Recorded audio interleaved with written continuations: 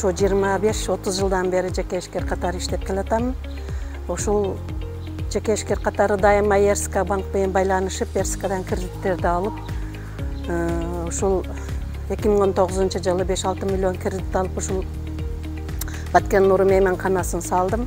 Баткен Нуру мейманканасы 2 жылга жетип жетпей иштеп келатат. Баткен Нуру мейманканасында 22 комнат бар. 4 люкс, 2 полюкс, калгандары бардыгы стандарт комнаталар. Бул жагы экинчи этажы конференция зал, асты столовый болуп иштейт. Колумда поварлар бар. 2 уборщица, калгандары өзүбүз семейный иштейбиз. Ошо кредиттин аркасынан ушунча ийгиликтерге жетишип отурам. Кудайга шүгүр.